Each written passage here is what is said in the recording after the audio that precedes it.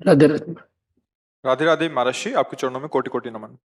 महर्षि, पत्नी, माँ बाप, बहन, बच्चे, इन सब में से पति का कर्तव्य पहले किसके प्रति है? जो भगवत मार्ग पर चल रहा है, सब में भगवान देखता है, वो ऐसे में किसे प्राथमिकता दे? सबसे सबसे पहला कर्तव्य है कि हम श्री भगवान के हैं।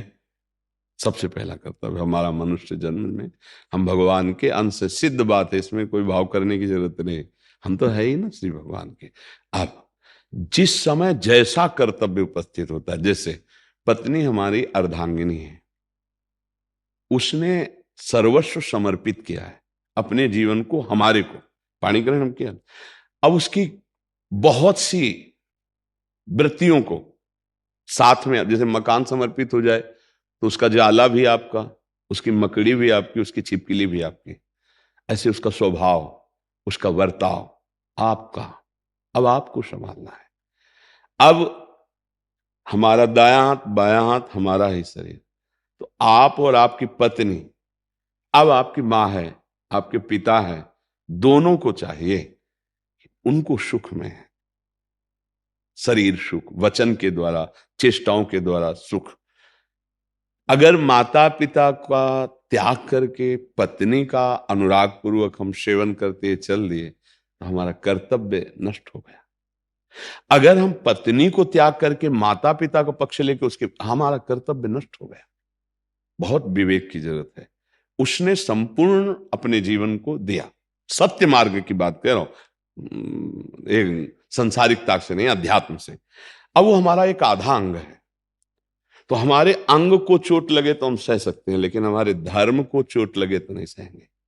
अगर पत्नी को माँ ने हमारी गाली दिया तो हम पत्नी को दुलार करके समझा लेंगे, देखो हम तुम एक हैं, वो मेरी माँ है, यार क्षमा कर दो, प्यार से रहो ना। माँ को पत्नी ने गाली दिया तो जैसे हम अपने को कोसेंगे बाद में, ऐसे हम डांट सकते हैं नहीं, वो पूज्य है, तुम्हें ऐसे, अगर ऐसे शब्द, तो हमारा मन बर्दाश्त नहीं करेगा आपको, क्योंकि वो पूज्य है। पत्नी हमारा अंग है, माँ और पिता हमारे पूज्य हैं।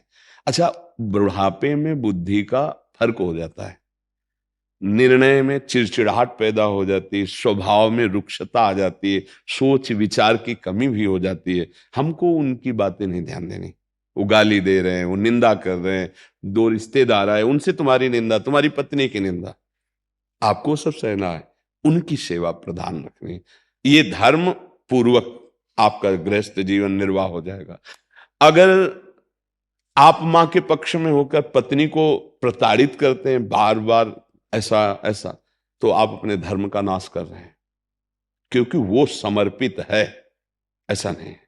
उसका भी हमें आदर करना है, और वो पूज्य है, इसलिए हमको ऐसा भी आदर करना है।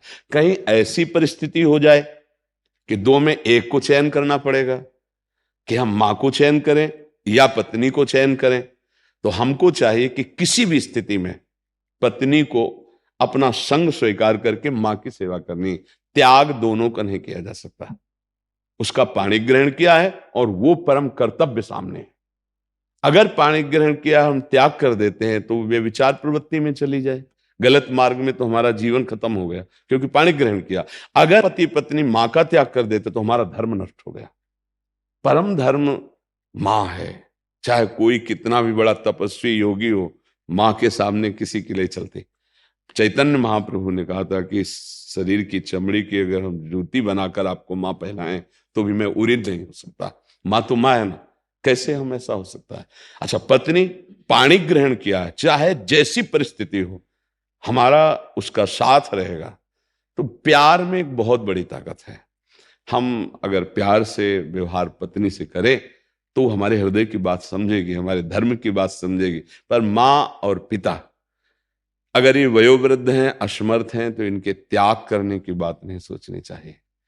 हाँ, वो समर्थ हैं और भाई हैं और सेवा कर रहे हैं, पत्नी के कारण ऐसा लग रहा है तो हम दूरी व्यवस्था कर देते हैं, पर उनकी सेवा में पहुंचेंगे। आप यहाँ रहो, आपकी भी व्यवस्था होगी, और हम उनको अर्थ और शरीर की सेवा के द्वारा उनको भी, और भाई हैं, हम सुखी करेंगे। ऐसा अगर नहीं है तो फिर हमें ये प्रेम व्यवहार करके बैठाना पड़ेगा कि माता पिता को ऐसा कष्टप्रद जीवन, वो बाहर जाएं, अनाथालय में जाएं, या वो फुटपाथ सेवन करें ऐसा, या उनकी मार पिटाई, नहीं नहीं, ये तो घोर अधर्म हो जाता है। और फिर या फिर बहू आई है, सास ससुर पति मिलकर के उसके साथ अत्याचार व्यवहार, मारपीट का गाली, ये भी बिल्कुल नहीं, ये सब धर्म विरुद्ध आचरण है। फिर तीनों की दुर्दशा होती है, माँ बाप और बेटा तीनों की दुर्दशा होगी, क्योंकि वो पाणी ग्रहण संस्कार धर्म पूर्वक तुम्हें स्वीकार। तुम्हारी बेटी घर में होती तो कैसा व्यवहार करते, बहू आई तो कैसा व्यवहार करती हो, सास ससुर को भी अपने कर्तव्य का, पर हम बूढ़े जनों के लिए छूट देते हैं। जो एकदम बूढ़े हो गए ना, वो हो कर्तव्य, अब हमको उनके भगवान की तरह सेवा करनी है, तुम गाली दो तो भी। लेकिन अगर स्वस्थ हो तो तुम्हें विचार करना चाहिए कि बहू की जगह यदि बेटी होती तो कैसा हम व्यवहार करते हैं, तुम्हारी बेटी वहां, वहां व्यवहार ऐसा हो तो कैसा रहेगा। तो अगर हम विवेक पूर्वक विचार पूर्वक देखें तो गृहस्थी बड़ी सुख पूर्वक संसार से तरने का उपाय है। सुख पूर्वक आप एक घर में सदगृहस्थ की भांति व्यवहार करते हुए नाम जप कर रहे हैं, अतिथि सेवा संत सेवा, तो आप भगवत प्राप्त महापुरुष हो जाएंगे गृहस्थी में रहते हुए। पर बड़ा कठिन है गृहस्थ धर्म में, क्योंकि विपरीत भावनाएं जब जुड़ जाती हैं परिवार में, तब उनको संभालना बड़ा कठिन हो जाता है। और वो राजी ही नहीं है सास ससुर के साथ रहना, सास ससुर राजी ही नहीं है, ऐसी बहुत बड़ा मतलब बड़ी समस्याएं आ जाती है। उस समय भगवान का सहारा लेकर बहुत धैर्य पूर्वक चलना चाहिए, बहुत सहनशील होकर अगर चले तो हमें लगता है, नहीं तो गृहस्थी में मतलब बहुत कठिन है भजन कर पाना, बहुत कठिन है सबको संभाल के चल पाना। एक को संभाले दूसरा बिखर रहा है ना। और ये तो हमने सुना है बहू का गुलाम है, ये माँ की बात क्यों मानेगा। अब इतनी कड़वी बातें बोली जा रही है, अब उसको सोचता है दो पक्ष हो गए, माँ पिता और पत्नी, अब किसके पक्ष में, पक्ष नहीं है, पक्ष में तो माता पिता को ही लेना है। हम और पत्नी एक है, वो दो नहीं है। भाव इस भाव से चला जाता है गृहस्थ में, उनको हमें पूजना है। और ये तो हमारे प्राण है, जैसे प्राणों के दो हिस्से नहीं किए जाते, सही पूछो, पति पत्नी का ऐसा ही संबंध है। वो देखने को दो शरीर है, उसका एक प्राण वाला होना चाहिए कि हमारे वो प्राण है, वो हमारे प्राण है। और प्यार से तो हमें लगता है प्रेम में बड़ी सामर्थ्य है। प्रेम की भाषा को समझाने के लिए कोई शास्त्र नहीं बने। देखो कुत्ता कुछ तो नहीं पढ़े ना, देखो ना पूछ डुलाने लगेगा, प्रेम भाषा को भी जानता है। छोटा बच्चा भी पैदा हुआ है, कुछ दिनों ऐसे करे ना, वो किलकारियां मानने लगे। मतलब प्रेम सब परिचय जानते हैं, प्रेम और भय का परिचय कहीं पढ़ाया नहीं जाता। छोटे बच्चे को ऐसे करो आप रोने लगेगा, आप कुत्ते को ऐसे करो भागने लगेगा। मतलब भय और प्रेम, ये दो भाषाएं सबको ज्ञान है, सबको ज्ञान। तो अगर वास्तविक हृदय तो है ही ना, अब बहुत ही हृदयहीन हो तो हम नहीं कह सकते, नहीं तो माताओं बहनों में बहुत हृदय होता है, पुरुष से भी ज्यादा वात्सल्य होता है उनके अंदर। अगर हम प्यार से अपनापन करके, तो हमें लगता है कि सब समस्याओं का समाधान हो जाए।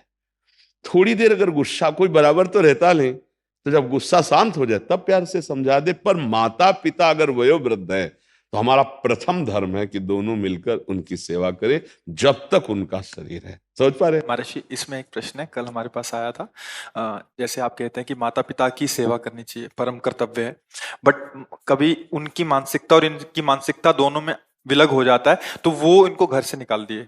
किनको? ये पति पत्नी को घर से निकाल दिए, कह रहे हम आपकी सेवा स्वीकार नहीं करेंगे। इस परिस्थिति में क्या वो ऐसे राजी रहे कि कभी जरूरत पड़ेगा कि हम, हाँ, वो हमें निकाल दिए हैं तो हम जाकर के जवान हैं, हम तब तक इंतजार करेंगे जब तक उन सुखपूर्वक हो रहे रहो आप, हम मेहनत कर लेंगे, आपने हमें जन्म दिया है, हम आपका अपमान नहीं करेंगे। वैसे तो जैसे बाबा की प्रॉपर्टी पर पिता का अधिकार हुआ, ऐसे पिता की प्रॉपर्टी पर पुत्र का स्वयमेव अधिकार है। पिता माता को ऐसा नहीं करना चाहिए। तुम अपनी कमाई से रोक सकते हो, लेकिन तुम अपने बाबा की कमाई से नहीं रोक सकते हो। जो प्रॉपर्टी वो कुल परंपरागत संतान को ही प्राप्त होती है। अब वो कहाँ जाए अपनी बहू को लेकर के, अगर नौकरी करे जा करके किसी भी तरह, तो तुरंत थोड़ी हर व्यवस्था हो जाती है, उसके लिए भी कुछ अर्थव्यवस्था चाहिए। तुम निकाल दिए, तुम्हारा बेटा है, तो भारी मूर्खता है, ऐसा नहीं करना चाहिए। पर अगर ऐसा करते हैं तो उनकी पहले मूर्खता है, हमें मूर्ख नहीं होना। हमें जाकर के कोई ना कोई उद्योग करना चाहिए, क्योंकि हाथ पैर हैं, उनका विरोध नहीं करेंगे। जैसे ऐसी स्थितियों में फिर पुत्र कहते हैं हम तुम्हें देख लेंगे, किसी विधान से माता पिता का अहित करना चाहते हैं, ये धर्म नहीं कहता। ठीक है, आपने हमें निकाल दिया है तो हम उस कष्ट को सहते हुए, लेकिन अगर हमें कान में कभी सुनने को मिला कि आप सैया पर पड़े तड़प रहे, तो हम वो सब भूलकर फिर पुनः आपकी सेवा में आ जाएंगे, पुनः आपकी सेवा में आ जाएंगे। अच्छा, इतनी मूर्खता कभी किसी पिता माता को नहीं करनी चाहिए कि अपनी प्रॉपर्टी बेच दे, पुत्र का अधिकार खत्म कर दे। ऐसा कभी नहीं करना चाहिए, नहीं उसे नरक की प्राप्ति होगी। क्योंकि संतान के प्रति भी कर्तव्य है, उसको आपने पढ़ाया लिखाया, तो जो प्रॉपर्टी आपके पिता की है, आपके पिता ने जैसे आपको प्रॉपर्टी दी थी, ऐसे अपनी प्रॉपर्टी, अपने पिता की प्रॉपर्टी नष्ट करने का अधिकार नहीं पुत्र को दीजिए। ये कुल परंपरागत धर्म चला आ रहा है ऐसा। अगर वो निकाल देते हैं तो फिर इस कोटि का दोष होना चाहिए। हाँ, आपने ऐसा ऐसा ऐसा ऐसा शास्त्रीय दोष होना चाहिए। अगर आप ऐसे निकाल देते कि मेरी प्रॉपर्टी है, तो फिर आपको दुख भोगना पड़ेगा। अगर ऐसा, उसने कोई गलत कार्य कर दिया है, फिर सिद्ध हाँ, हो रहा है, इस तो कोटि का अपराध साबित हो गया है कि अब आप हमारे घर में नहीं रह सकते। मान लो आप भाई होकर के बहन के साथ ऐसा व्यवहार कर नहीं रखेंगे, बाहर निकलो। वो बात अलग है कि कोई भारी महत अपराध कर दिया लड़के ने या ऐसा, तो बात अलग नहीं। ऐसे ऐसे धर्म नहीं कहता कि आप बहू और बेटे को निकाल दो, इतना ऐसा नहीं, दुर्व्यवहार हो जाएगा। पर हम फिर प्रार्थना करेंगे कि अगर ऐसे भी माता पिता कर दिए हों, तो नौकरी पेशा आदि कुछ उद्योग करके अपना जीवन यापन करे, उनको दंड न दे, उनसे वैर विरोध न करे। और कालांतर में कभी वो ऐसी परिस्थिति में हो कि उनकी कोई सेवा ना करने वाला हो, तो जाना चाहिए और प्रणाम करके पुनः सेवा करना चाहिए। इससे भगवान की कृपा प्राप्त। अगर भगवान प्रसन्न हो गए हमारे धर्माचरण से, तो हमारा सब मंगल हो जाएगा। पर है बहुत कठिन, बहुत कठिन, क्योंकि प्रवचन कर लेना अलग बात है, उसको जब अपने जीवन में उतारे तो बहुत कठिन पड़ता है। सामने से निकाल दिया, और वो किस तरह से अपने जीवन को संभालेगा, कष्ट सह रहा, वो लौटकर क्यों सेवा में जाएगा? उसको जब ध्यान आएगा तो आग लगेगी, नहीं लगेगी? हमारे उस समय तुमने सब, और ऐसा कई उदाहरण भी आते हैं कई। इस पक्ष वाले कह रहे थे कि जो वो कह रहे थे कि हमारा बहुत भावना है, क्योंकि आपने इतनी भावना भर दी कि माता पिता की सेवा करनी चाहिए, बट वो एक्सेप्ट ही नहीं कर रहे, वो ऊपर से गाली दे रहे हैं कि चलो यहाँ से। हाँ, उस दिन का इंतजार करें जब वो किसी काम लायक ले जाएंगे और हमारी सेवा की जरूरत होगी, तब कर ले, तब कर ले। अभी देखता रहे कि अपनी ऐसे। तरफ से चूक नहीं हाँ, अपनी तरफ से तो हम यही कहेंगे कि चूक नहीं होनी चाहिए। उनके व्यवहार का वो जाने। हमारा कर्तव्य हमको परम हित प्रदान करेगा, परम लाभ प्रदान करेगा। तनिक्ष जी गुजरात से। राधे राधे महाराज जी, आपके चरणों में कोटि कोटि प्रणाम। गुरुदेव, जाने अनजाने में दोष दर्शन हो जाए तो उसका प्रायश्चित कैसे करना चाहिए? दोष दर्शन हो जाना कोई खास बात नहीं है। दर्शन करके उसका वर्णन करना और उसकी क्रियात्मक घृणा, नफरत, ऐसा चुगली, निंदा, ये दोष दर्शन होना एक वृत्ति है। कोई गलत कर रहा, हमको दिखाई दे दिया, अब हम उसको गलत मान करके उसकी निंदा करना, उससे घृणा करना, अब उसकी क्रिया आ गई। क्रिया में बात सोचनी है। दोष दर्शन तो स्वाभाविक है। जब कोई गाली दे रहा है तो सुनाई दे रहा है ना गाली दे रहा है, गंदा कर रहा है, अधर्म कर रहा है तो दिखाई दे रहा है ना अधर्म है।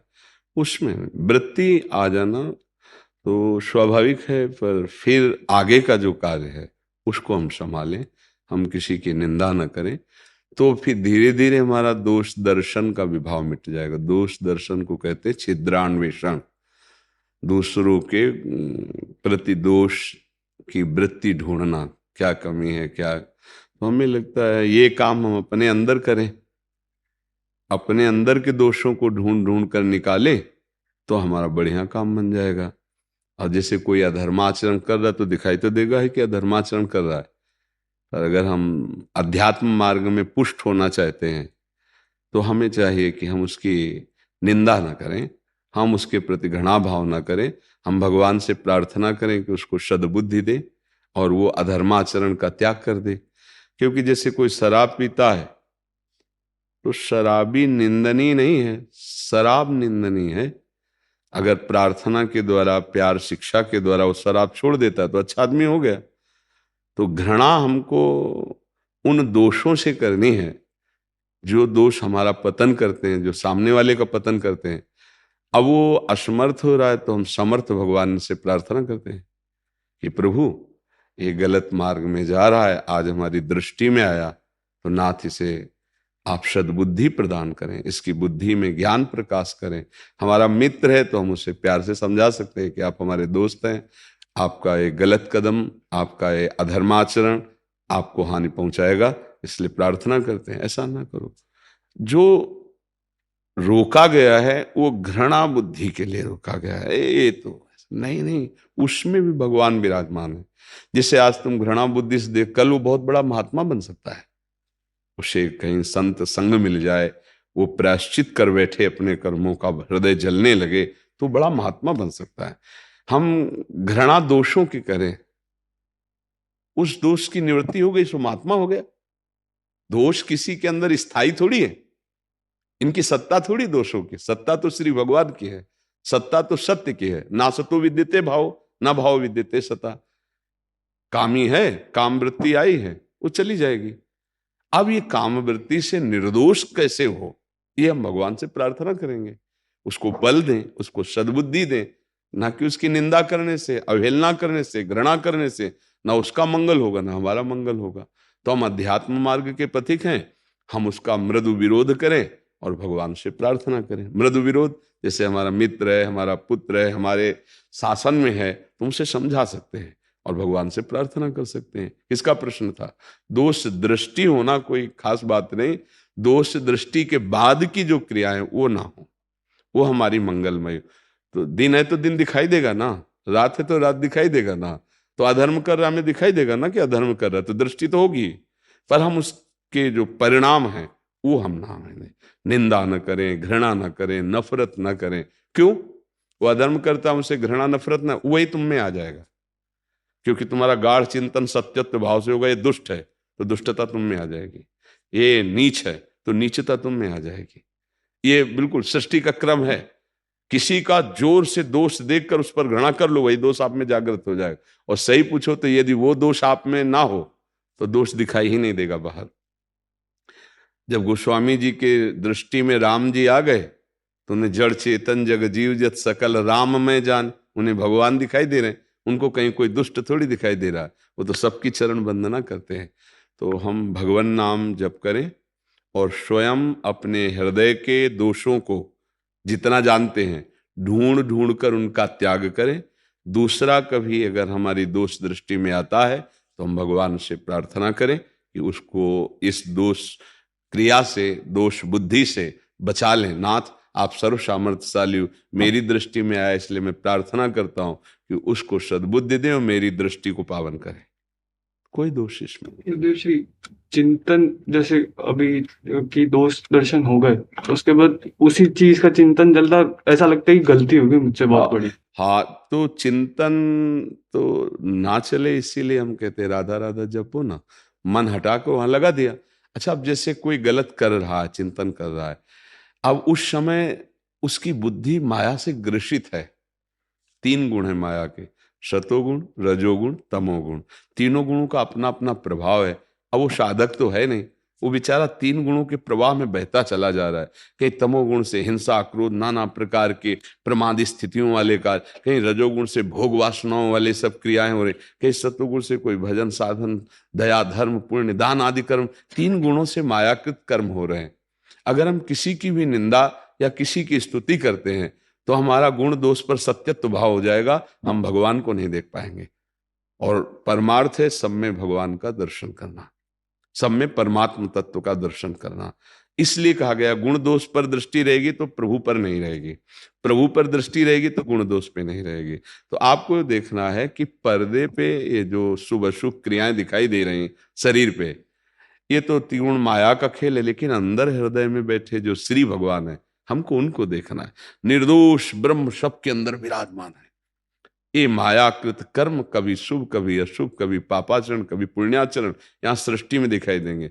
कहीं हवन हो रहा है तो कहीं वध हो रहा है, कहीं ब्याह मंगल मनाया जा रहा है तो कहीं मरण का शोक मनाया जा रहा है, कहीं किसी का जन्म हो रहा है तो कहीं कोई मर रहा है। बड़ा विचित्र खेल सृष्टि का चल रहा है। हमको क्रियाओं पर ज्यादा ध्यान नहीं, कारण तत्व पर ध्यान देना। कारण तत्व भगवान है। जब सृष्टि नहीं थी तब भगवान, जब सृष्टि बनी तो श्री भगवान, जब सृष्टि नहीं रहेगी तो श्री भगवान, आदि मध्य अंत सब श्री भगवान। ये हम अध्यात्म में, ये हमें देखना है। तो जब हमारा चिंतन होने लगे कि आदमी बहुत गलत है, तुरंत उसको काटो। ये मायाकृत खेल है, उसके हृदय में बैठे हुए श्री भगवान, मुझे उनको देखना है। क्योंकि हमारी बुद्धि भी तो मायाकृत है ना, तो हमें माया से तीत होना है, गुणों से अतीत होना, गुणातीत, मायातीत। तब हम परमानंद को प्राप्त होंगे। तो हम उस समय नाम चलाने लगे। मन बार बार चिंतन कर रहा है उसका, हम नाम राधा राधा राधा राधा, तो वो संस्कार हमारे अंदर नहीं बन पाएगा दोष का या द्वेष का। भगवान ने गीता जी में कहा, अद्वेष्टा सर्वभूतानाम, किसी भी प्राणी के प्रति दोष दर्शन नहीं और द्वेष नहीं। अब जब हम गलत भाव से उसका चिंतन करेंगे तो घृणा या द्वेष, नफरत तो हो ही जाएगी। बहुत नीच, गंदा, हाँ ठीक है, आचरण तो उसने गंदे किए, लेकिन उसके हृदय में श्री भगवान विराज, हम उनको खत्म कर। आपके अंदर न द्वेष बन पाया, न घृणा बन पाई, न नफरत बन पाई। अब जैसे अपने शासन में है, जैसे पिता है, अब पुत्र के द्वारा ऐसा हो तो उसे समझाए, उसे दंड विधान के द्वारा उसको रोके। अब जैसे कोई बहुत अधर्म आचरण करे तो कानून दंड विधान है, अपने आप कानून के द्वारा उसको दंड मिलेगा। कोई न कोई रिपोर्ट करेगा, वो पकड़ा जाएगा, वो उसकी सजा भोगेगा, उसको दंड मिलेगा। हमको क्या कर रहा है? हमको अपने को बचाना है, अपने विचारों को पवित्र रखना है, अपने आचरणों को पवित्र रखना है, हमको अपने अध्यात्म मार्ग को पुष्ट करना है। क्योंकि ये तो मायाकृत लीला हो रही है, इतना देखते देखते देखते पागल हो जाओगे। सब हो ही तो रहा है ना, कहीं अच्छा कहीं बुरा, कहीं अच्छा बुरा मिश्रित। हम क्या क्या देखेंगे? हम एक चीज देखते हैं, सब में हमारे प्रभु विराजमान। ये क्रूरा अपि पापिनो न च सताम संभास्य दृश्यास्ते सर्वान वस्तुतया निरीक्ष परम स्वाराध्य बुद्धिर मम। मम बुद्धिर, क्या?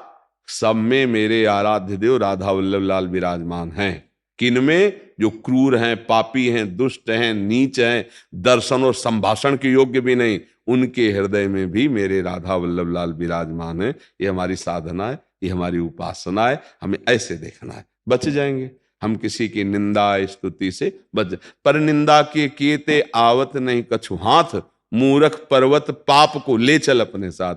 जब हम दूसरे की निंदा करते हैं तो उसके पाप अपने सर पर ले लेते हैं, ना उसका भला कर पाते हैं, ना अपना भला कर पाते हैं। जब हम निंदा ना करके भगवान से प्रार्थना करेंगे या उसको समझाएंगे तो उसका भी मंगल हो सकता है और हमारा तो मंगल हो ही जाएगा। हम जब दूसरों का मंगल मनाते हैं तो पहले हमारा मंगल होता है, जब हम दूसरों का बुरा मनाते हैं तो पहले बुरा हमारा होता है। ये सृष्टि का विधान है जी।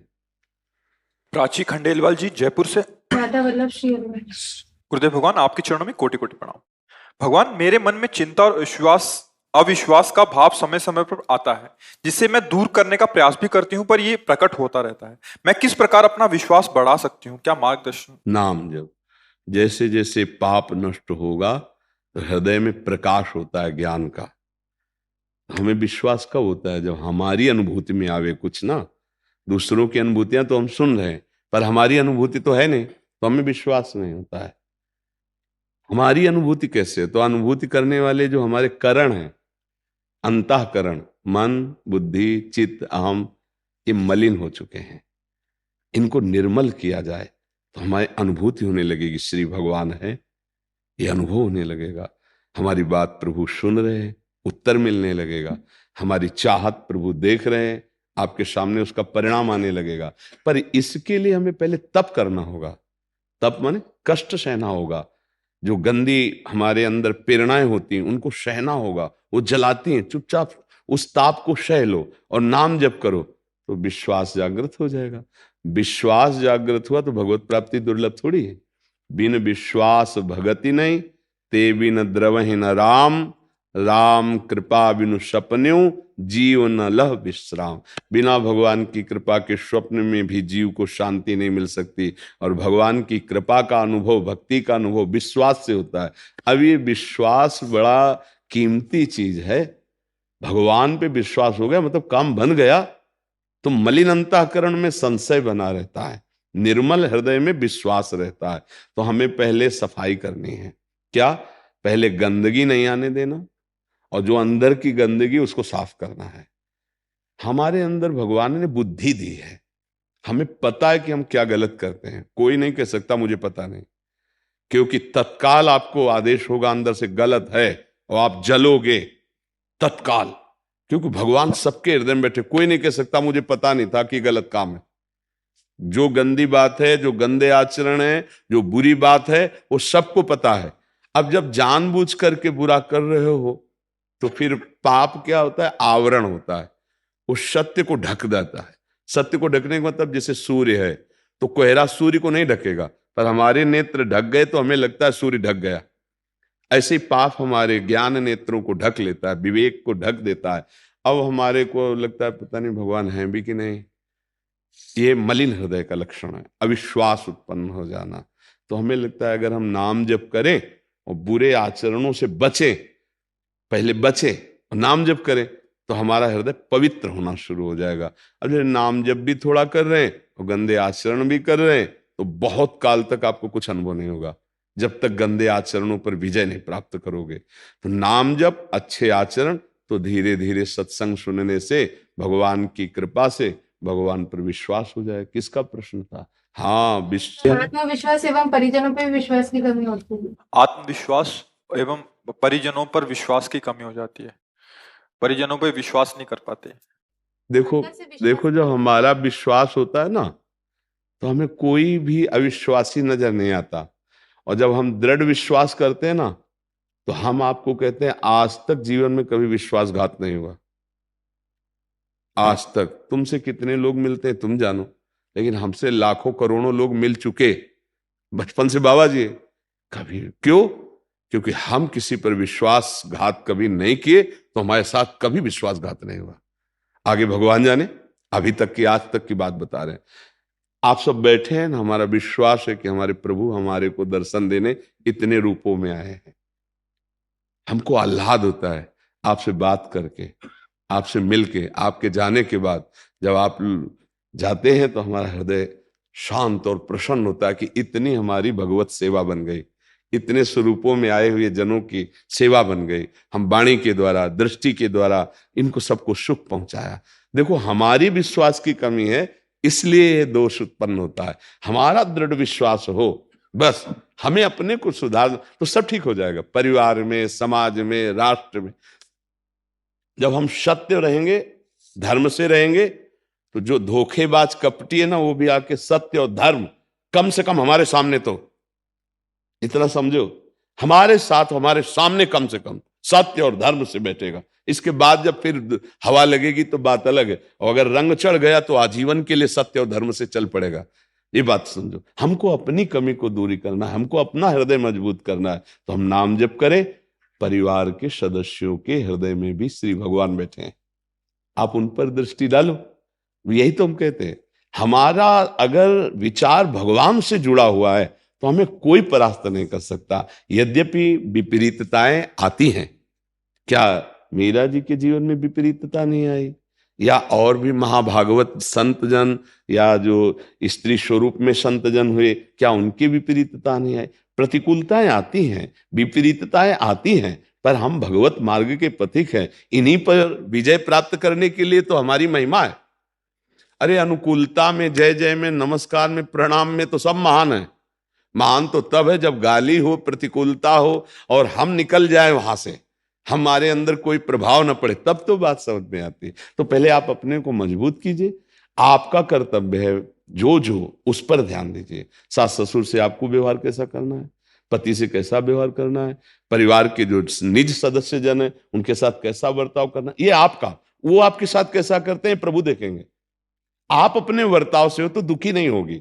जब हम अपना वर्ताव अच्छा करके और उससे चाहते हैं वर्ताव कि हमारे साथ अच्छा व्यवहार हो क्योंकि मैं अच्छा करती हूं, तब हम दुखी हो जाते हैं। ये गलत हो गया। हम अपने कर्तव्य का, धर्म का पालन करेंगे। यदि आप हमें दुख देते हैं तो हम सहेंगे, इसका परिणाम जिसका हम पालन कर रहे हैं वो तुम्हें देगा। धर्मो रक्षति रक्षिता। धर्म की जब आप रक्षा करोगे तो धर्म आपकी रक्षा कर लेगा, उनको दंड अपने आप मिल जाएगा। हम मनाते नहीं, पर अपने आप उनको दंड विधान मिल जाएगा, क्योंकि जो भगवान का आश्रित है तो करो सदा तिनके रखवारी, जिम बालक राखे मातारी। जो अपराध भक्त कर करई, राम रोष पावक सो जरई। तो हमको चिंता क्या कर रही है, इसलिए सावधान। अगर हम ऐसी बाहरी व्यवहार वृत्ति में रहे तो कलह, अशांति, झगड़ा, तो वो गृहस्थी क्या रहेगी, वो तो बहुत दंड विधान वाला नरक समझ लो। जिस परिवार में कलह है, झगड़ा है, अशांति है, मारपीट, वो क्या जीवन है। अगर एक एक संभलना शुरू हो जाए तो समाज सुधर जाए। हम लोगों के मन में क्या रहता है, ये सुधर जाए, ये सुधर जाए, ये सुधर जाए, और ये सुधर जाए, ये कभी नहीं आता।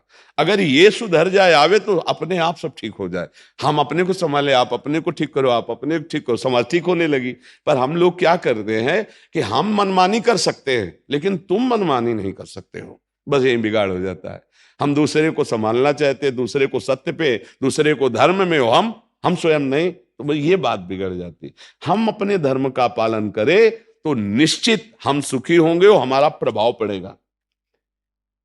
एक न एक दिन जितने भी भक्तों से विरोध किए सब चरणों में पड़े हैं, इतिहास साक्षी, पढ़ करके देख लो। उनको झुकना पड़ा है, वो नम्र हुए हैं, उनका प्रभाव पड़ता है।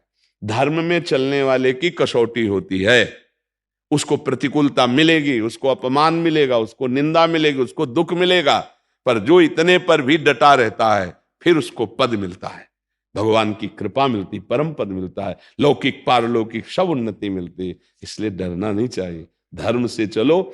जो विरोध करें वो भगवान की तरफ देखो कि देखो प्रभु आपकी आज्ञा में चल रहे हैं, आप मुझे सामर्थ्य दीजिए और आप रक्षा कीजिए, वो सब विधान कर देते हैं। पक्का विश्वास कीजिएगा। माधो सिंह राजा और उनकी पत्नी थी रत्नावती जी, उनका चरित्र पढ़ना, भारी विरोध पैदा कर दिया कि आप संत समागम नहीं कर सकते, आप संतों के बीच मुड़ा करके महल छोड़कर संतों के बीच में अपने ठाकुर जी के लिए नहीं खाऊंगी तुम्हारा, मैं राजरानी नहीं रहूंगी, मैं भगवान की भक्ता हूं और अपने भगवत प्रेमी महात्माओं का संग करूंगी। अब उनको लगा भारी बेइज्जती की बात है, एक राजा की पत्नी राजा से विरोध करके ऐसे संत सभा में। मंत्रियों से विचार किया कैसे मारा जाए, तो उनका अगर आप किसी और तरीके से मारते हैं तो आपकी निंदा होगी, प्रजा आपके खिलाफ हो जाएगी। जंगल से एक सिंह मंगाया जाए पिंजड़े में, और जहां वो संत शाला में वहीं छोड़ दिया जाए, पिंजड़े को खोल दिया जाए, वो जाके जितने भी संत महात्मा और वो सब उनको मार देगा, तो सिंह ने मार दिया यही होगा और आप बदनामी से बच जाएंगे। ऐसा मंत्रियों ने सलाह किया, ऐसा ही किया गया। जंगली बबर शेर बंद करके पिंजड़े में लाया गया और वो सब ऊपर बालकनी में राजमहलों की खड़े हो गए कि अब देखे सिंह कैसे उनको मारेगा कैसे। तो पिंजड़े से खुला, सिंह आगे बढ़ा, तो दासी जो उनकी सेवा में भगवत भजन में लगाया था, उसने कहा महारानी सिंह, तो आरती करने जा रही थी, पीछे मुड़ी और कहा सिंह नहीं नरसिंह, मेरे भगवान आए। और ऐसे यार तो जैसे गाय होती है ना, सीधा स्वरूप सिंह, तिलक लगाया, आरती की, प्रणाम किया, सबके होश उड़ गए। जंगली सिंह लाए और मारी छलांग, तो जो बालकनियों में लाए थे ना पकड़ करके और जो मनोरंजन के लिए खड़े थे, अब कैसे मारेगा कैसे, सबको फाड़ के फेंका और जंगल में भाग गया। भगवान भगवान सर्वत्र भगवान है।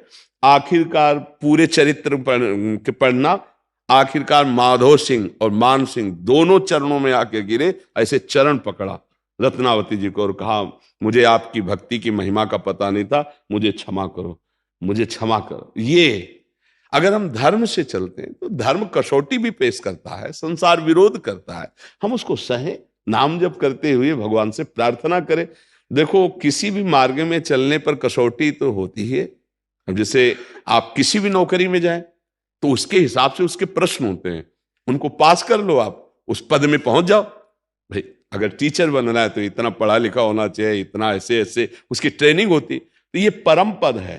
अध्यात्म में भगवान की प्राप्ति कर तो उसकी कसौटी होती है कि भाई आपके हृदय में काम क्रोध लोभ ये, और बाहर निंदा स्तुति अपमान ये, अब दोनों से युद्ध करके निकल जाओ, मुक्त हो गए, संसार पर विजय प्राप्त कर ली, भगवान को प्राप्त कर लिया।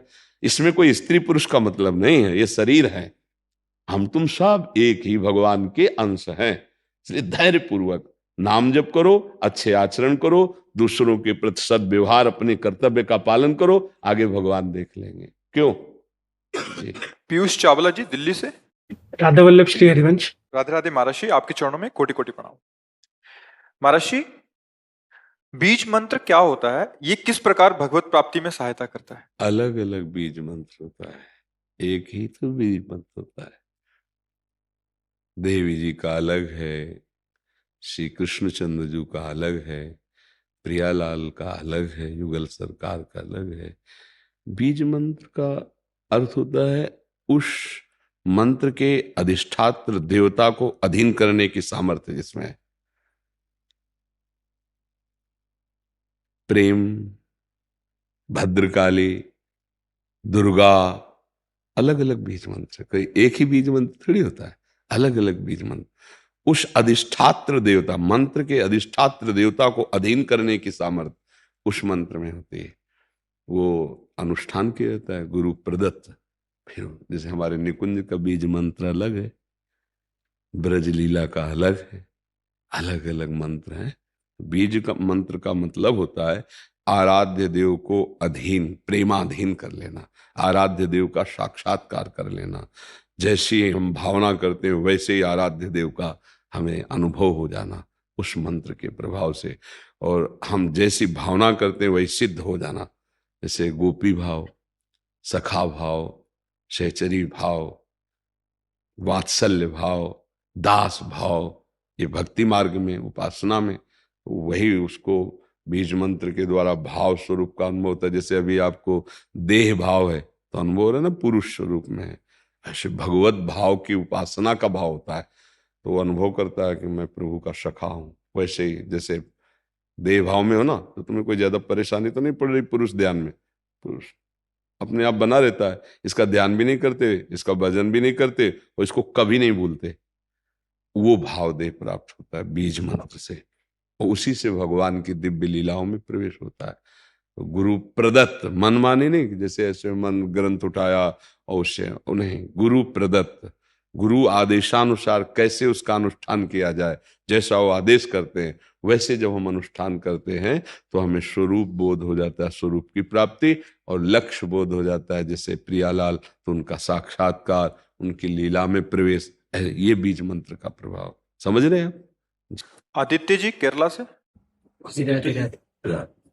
राधे राधे महाराज जी। महाराज जी, मोक्ष और वृंदावन आश्रित परम पद में क्या अंतर है?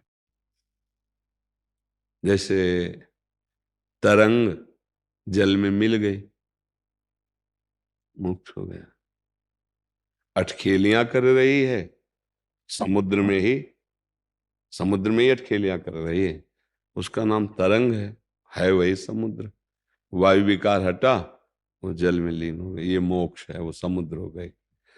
एक बोरा चीनी का, उसमें 2 चींटे लगे हुए थे, तो एक चींटा चीनी के साथ कड़ाह में औंट दिया गया, वो हो गई चीनी, ये हुआ मोक्ष। और एक चींटा बोरा में लगा हुआ आनंद ले रहा है चीनी का, दोनों में कौन से श्रेष्ठ है? स्वाद किसको विशेष मिल रहा है? ध्यान देके देखिए तो आपको इस चींटे को जो स्वाद ले रहा है वो तो चीनी बन गया, चीनी ही बन गया। मोक्ष का मतलब है ब्रह्म स्वरूप में, और भक्त का मतलब वृंदावन प्रेम रस, जो अपने को भूलकर अपने प्यारे की याद में, उनके चिंतन में, उनकी सेवा में, प्रेम में मतवाला घूम रहा है। गदगद सुर नैना सजल दंपति रस रहे भीन, प्यारी जू हा लाडलिए हा करुणा में प्रभु, पुकारता आनंद मगन होकर डोला। ये बाहरी आंतरिक अपने भाव दे से हर समय उनकी सेवा में, उनके समीप। शरीर छूटा, अपने घर पहुंच गया। हमारा घर वृंदावन, हमारे घर वाले प्रिया प्रीतम और समस्त सखियां उन्हीं के बीच। आए मिले परिवार आपने, हरि हंस कंठ लगायो, भाग बड़ो वृंदावन पायो। मिले वही, एक उन्हीं में मिल गया एकदम, अब वो तो अस्तित्व ही खत्म हो गया, और एक है उनके संग रहकर उनका प्रेम रसास्वादन करना, रूप, उनकी लीला, उनकी केली विलास, उनके गुण, उनकी महिमा, वो वहीं रहकर आनंद ले रहा है। ये है प्रेम वृंदावन का परम पद, और वो है मोक्ष, कैवल्य मोक्ष। नाम रूप सत्ता सब खत्म, लीन। समझ गए? ये है। इसीलिए भक्तजन कहते हैं मोक्ष नहीं चाहिए मुझे। नहीं, देखो भरत जी वहां कह रहे हैं, अर्थ न धर्म न काम रुचि, गति न चहो निर्वाण।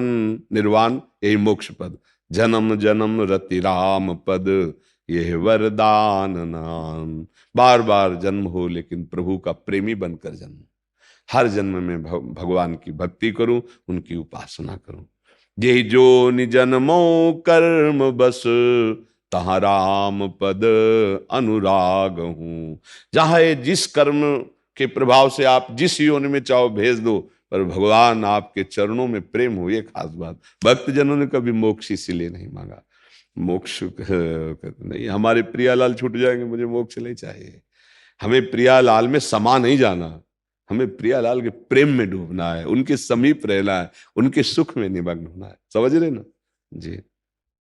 सीए राहुल गुप्ता जी मेरठ से। जी राधे राधे। महाराज जी राधे राधे, आपके चरणों में कोटि कोटि प्रणाम। महाराज जी, मेरी जिंदगी का लक्ष्य क्या है, मैं उसको कैसे ढूंढूं? बहुत भटक रहा हूँ, कुछ समझ नहीं आता, क्या जीवन व्यर्थ हो जाएगा? महाराज जी कुछ हाँ, ज्ञान चाहिए। बड़ी कृपा हुई है जो आपके अंदर ये प्रश्न जागृत हुए हैं। हम जीवन मुक्त होने के लिए आए हैं। हर योनियों में हमने वही सब भोग भोगे जो हमारे अंदर चाहत है। बताने की जरूरत नहीं, सबके हृदय में है। जो अंदर चाहत है, सुख पाने की लालसा, भोगों में, ये भोग लूं, ये भोग लूं, ये पद मिल जाए, रुपया मिल जाए, ऐसा मकान हो जाए, ऐसा ऐसा ऐसा, तो मैं सुखी हो जाऊंगा। ये माया की वृत्तियां हैं। जो तुम सोच रहे हो उससे ज्यादा किसी के पास है, पर वो भी सोच रहा है, वो भी तृप्त नहीं है।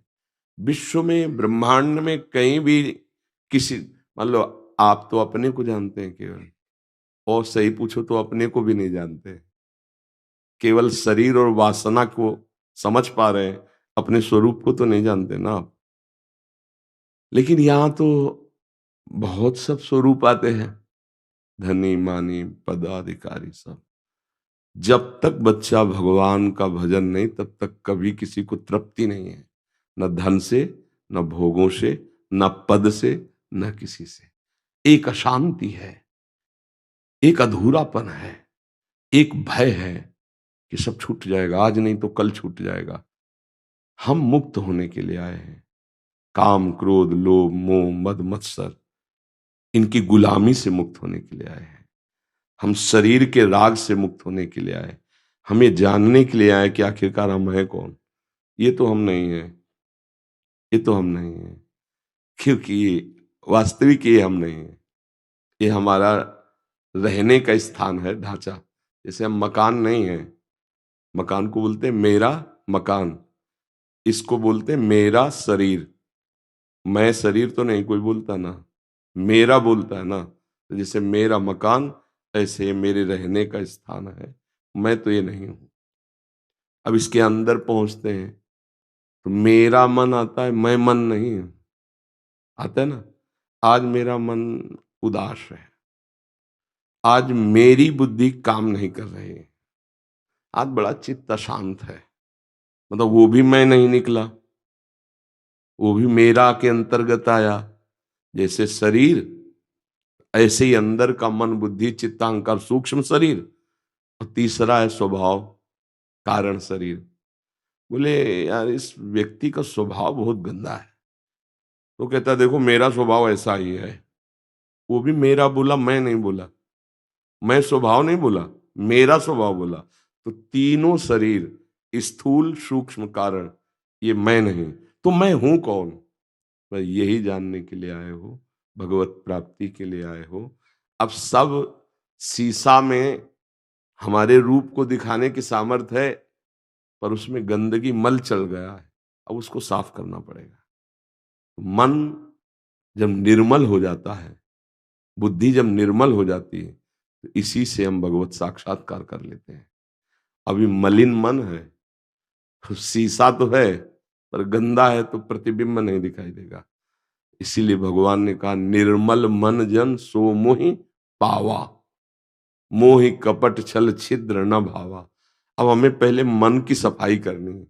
गंदगी क्या चढ़ी है? ये काम, क्रोध, लोभ, मोह, मद, मत्सर, ये गंदगी चढ़ गई हमारे मन में।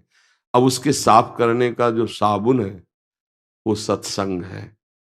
सत्संग, जितना सत्संग सुनोगे और नाम जप करोगे उतने ही आपका मन धुलता चला जाएगा। ये साबुन और जल दोनों चाहिए ना, केवल साबुन ही से साबुन लगा दिया अब जले नहीं तो कैसे? तो सत्संग और नाम जप, ये दो है मन की धुलाई के लिए। रोज सत्संग सुनो और नाम जप करो। तो सत्संग तुम्हें अच्छे आचरण बताता है, बुरे आचरणों का त्याग बताता है। तो बुरे आचरण त्याग दो, अच्छे आचरण करो, नाम जप करो। तो जैसे जैसे हृदय निर्मल होगा वैसे वैसे आप अपने को जानने लगेंगे, अपने प्रभु को जानने लगेंगे। नाम जप करो। यहां भगवत प्राप्ति के लिए आए हो। साधन धाम मोक्ष कर द्वारा, पाए न जे परलोक सम्हारा। सो परत्र दुख पावई, सिर धुनि धुनि पछताए। काल ही कर्म ईश्वर मिथ्या दोष लगाए। रोज हमारी आयु नष्ट होती चली जा रही। 40 वर्ष 50 वर्ष व्यतीत हो, 50 वर्ष नहीं, अपने लोग देखो, कोई 45 का, कोई 50 का, कोई 25 का, कोई 30। इतने वर्ष व्यतीत हो गए, हाथ कुछ लगा नहीं। शुरुआत जहां से हुई थी वही अब भी है। ये भोग लूं, ये देख लूं, ये खा लूं, ये सूंघ लूं, या वही कब तक ये चलता रहेगा? फिर मर जाएंगे, फिर किसी नई योनि में जाएंगे, फिर यही करेंगे, फिर मर जाएंगे। ये कब तक चलता रहेगा? ये रोकने आए हैं हम, इस क्रम को रोकने आए हैं, जन्म मरण के चक्र को रोकने आए। पुनरपि जननम पुनरपि मरणम पुनरपि जननी जठरे शयनम, इसको रोकने आए हैं। कैसे रुकेगा? सत्संग और नाम जप। साधन को हरि भजन है, कै सत्संग सहाय। सत्संग तुम्हारा साथी सहयोगी होगा और तुम्हें पार करेगा नाम। अब नाम जप नहीं है तो फिर पार नहीं हो सकते। तो सत्संग भी मिल रहा है, भगवत कृपा से मिल रहा है ना, तभी तो आए हो आप। तो अब नाम जप करो और सत्संग सुनो और अंदर ही अंदर प्रभु से प्रार्थना करो कि प्रभु मुझे ये ज्ञान दे दो। मैं जानना चाहता हूं कि मैं कौन हूं, आप कहां हो मेरे हृदय में, ये मैं पाना चाहता हूं। यही है दशांगुलम शास्त्र शीर्षा पुरुषा सहस्राक्षा सहस्त्रपात सभूमि ग्वं सर्व तस्प्रत्वात्यतिष्ठत् दशांगुलम। देखो यहां से नापो, 4 4 8 और 2, ये दशांगुलम, नाभि से हृदय, इसे कहते हैं हृदय। यहां भगवान का वास है। वो ऑपरेशन करके देख लो, बिल्कुल नहीं दिखाई देंगे। आया, अल्ट्रासाउंड कर लो, सीटी स्कैन कर लो, एक्सरा कर लो। इन प्राकृतिक यंत्रों में ताकत ही नहीं उस अविनाशी को पकड़ने की। तभी तो हम कहते हैं कि चाहे जितना विज्ञान बढ़ गया हो, मन का आज तक अल्ट्रासाउंड कोई कर ही नहीं सकता। मन का, परमात्मा का तो जाने दो, जीवात्मा का जाने दो। मन है ना सबके, दिखावे कि देखो ये मन चल रहा है, कहीं नहीं। स्थूल ढांचे का कर सकते हो, पांच भौतिक स्थूल ढांचे का, इसके आगे नहीं। तो इसके आगे जो होता है वो योग से होता है। नाम जप करो, नाम बहुत बड़ा योग है। नाम जप करो, सत्संग सुनो, अच्छे आचरण करो, बुरे आचरणों का त्याग करो, आगे का रास्ता दिखाई देने लगे।